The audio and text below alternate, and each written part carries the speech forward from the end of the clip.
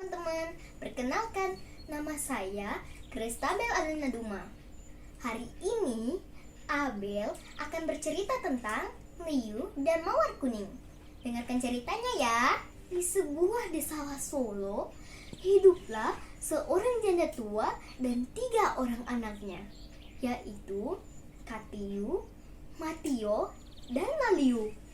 Sejak suaminya meninggal dunia, janda tua itu berusaha sendiri untuk menghidupi keluarganya. Hari berganti hari. Ketiga anaknya telah dewasa dan janda tua itu pun mulai sakit-sakitan. Sehingga seluruh pekerjaannya diambil alih oleh anak-anaknya. Suatu hari, Katiu dan Matio ingin meninggalkan ibu dan adiknya dengan harapan dapat lebih baik. Sepulang dari ladang, Katiu dan Matio menghampiri ibunya yang sedang berbaring di tempat tidur. "Ino," Katiu mencoba membuka percakapan. "Kamu bilang apa, Kak Katiu?" "Ino, kita mau pergi kasihan." Ibu sangat terkejut. Namun, Katiu dan Matio berusaha menjelaskan maksud kepergian mereka kepada ibunya.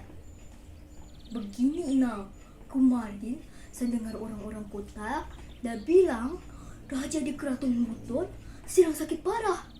Menurut tabib raja, obatnya hanya satu, yaitu serbuk bunga mawar kuning." Ibu sangat terkejut dan mengatakan bahwa sesungguhnya ia tidak pernah mendengar ada mawar kuning.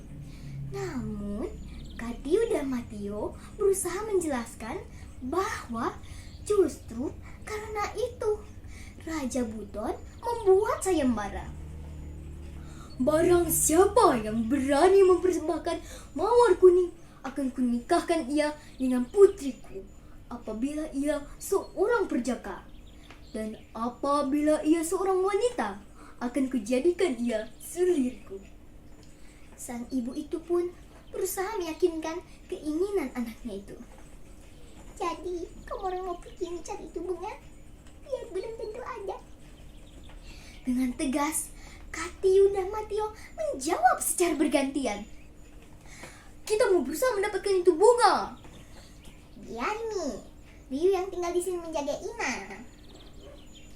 Akhirnya, berangkatlah kedua orang kakak Liu. Sementara itu, Liu menggantikan kakaknya untuk mengolah ladang buat keberkahan hidup, sekaligus merawat ibunya yang sedang sakit-sakitan. Pekerjaan itu dilakukan oleh Liu dengan ikhlas dan sabar. Namun, ibu sangat sedih. Tetapi kakak-kakaknya tidak memperdulikan nasib ibu ataupun adiknya. Yang ada dalam pikiran mereka hanyalah mencari dan mendapatkan bunga mawar kuning, serta memperoleh kedudukan di istana. Suatu hari, Katiu dan Matio mencoba mencari mawar kuning di sekitar Sungai Solo. Dalam perjalanan, mereka menghadapi banyak rintangan. Entah itu binatang-binatang buas, panas dari dinginnya malam. Selepas di Sungai Solo, Katiu dan Matio melepas lelahnya di bawah pohon. Ketika terbangun, mereka terkejut melihat hari sudah gelap. Mereka pun langsung bangun dan mencari mawar kuning. Tiba-tiba terdengar suara Matio. "Tolong aku! Tolong aku!" Ternyata Matio di balik pohon. Ketika hendak menolong, Katiu sudah tidak kuat dan sanggup untuk berpegangan, sehingga ia terbawa arus sungai.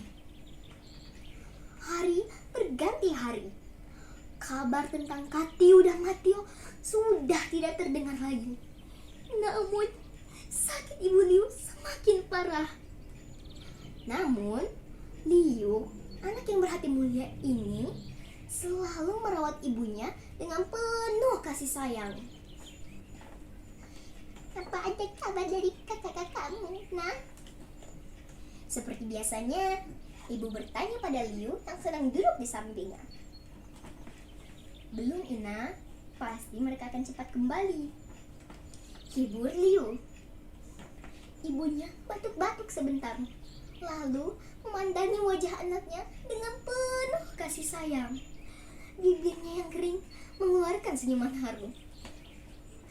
Kamu adalah anak yang paling sayang sama Ina. Anak. Malam itu hujan deras, angin bertiup kencang.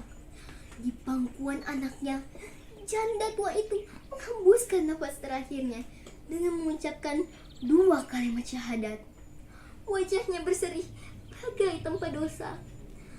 Namun, Liu sangat sedih karena ia tidak menyangka bahwa orang yang menjaganya, merawatnya, serta menyayanginya sejak kecil telah tiada.